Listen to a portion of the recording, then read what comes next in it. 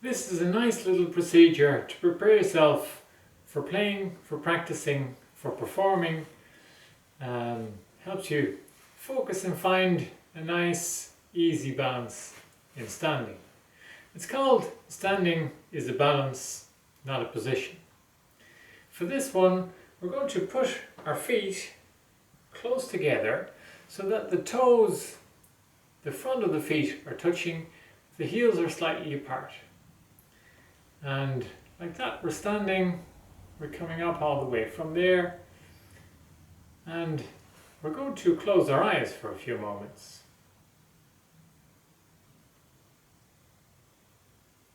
And as you close your eyes, you might notice that one of the things that's quite striking is that everything seems to move a little bit. So you're not standing still, but everything is slightly moving, slightly wobbly. And at first that might be a bit weird, sometimes even a bit scary. And there's a tendency to focus very much on keeping our balance. But after a while you notice that we don't actually have to pay any attention to that balance, because our body, our system has its ways to make sure that we don't fall over. And so after a while we notice we can actually just focus on different things and we will not fall over. So let's put some attention on our feet for a moment. Because we're slightly wobbly, it means that different parts of our feet get more or less of our weight all the time. And sometimes the weight's more on the heels, sometimes more on the front of the feet, sometimes more on the left side, more on the right side. And we can just let that be, but ask for all of those parts to get some weight some of the time, at least, so that the feet can actually be spreading on the floor.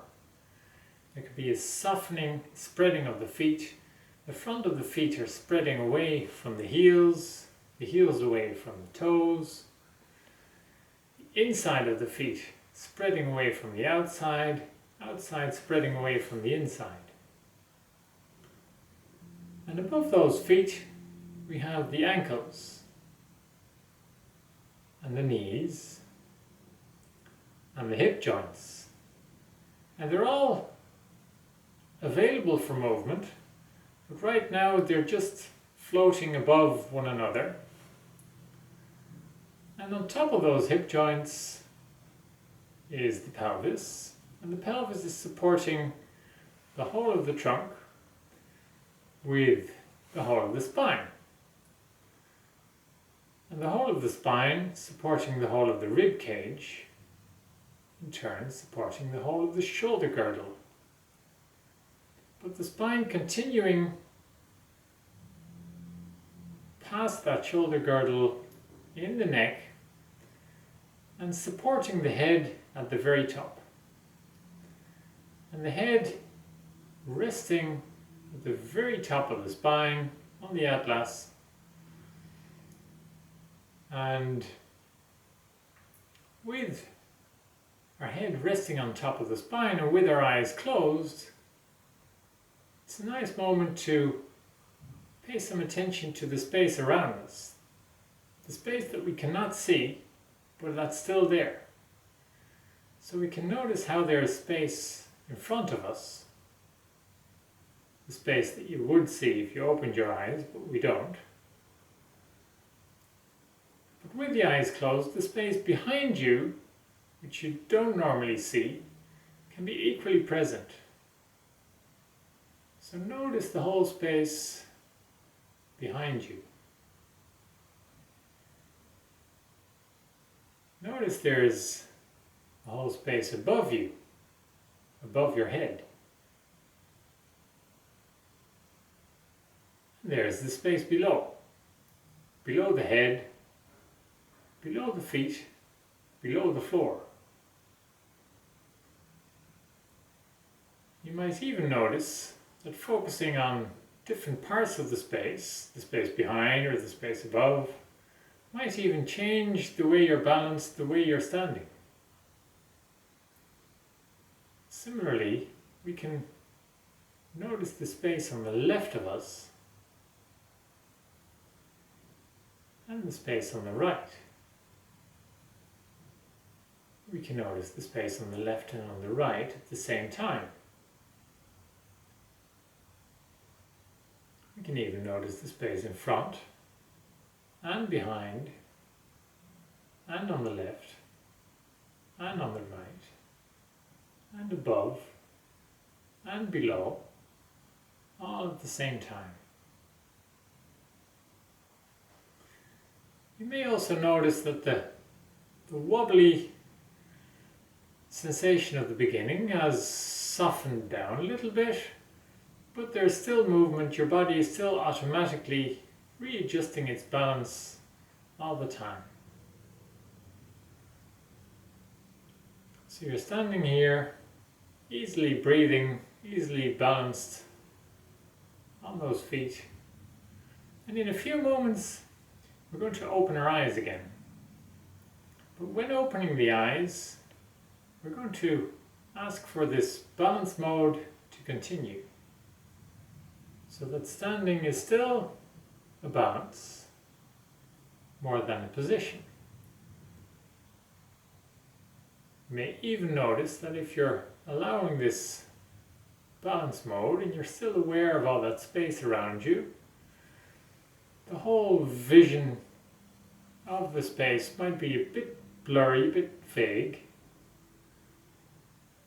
because we're not focusing on one thing specifically, but we're aware of the whole of the space and allowing our body to adapt and noticing that every movement requires our body to adjust its balance, and it does that automatically.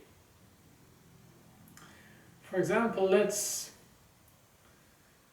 think of the arms softening away from each other and lengthening through from the shoulders all the way to the fingertips. And let's think of the fingertips softening forwards. When we've done that, let's check, are we still in balance mode, or have we fixed a little bit in order to bring the arms forward? And if we've fixed a little bit, let's allow those arms to rest by our sides again, ask for balance mode again, and next time, before we're bringing the fingertips forwards, ask our fingertips to come forwards while staying in balance mode. So the fingertips are floating forwards, away from the back, but we're still asking for balance mode. And that gives a whole different organization. And from there we can ask the fingertips to float away from each other, opening the whole front while keeping the back open as well. And notice that if we shift from the arms in front to the arms in the side, our whole body weight shifts a bit as well, adjusting at the ankles. And therefore every movement requires our body to adapt if we allow the body to keep adjusting. And from here, let's just release the arms by the side. And from there, let's take a little walk around the space, because otherwise we're becoming like bamboo trees here. But notice even in walking, etc., everything is a balance more than a position. Standing is a balance.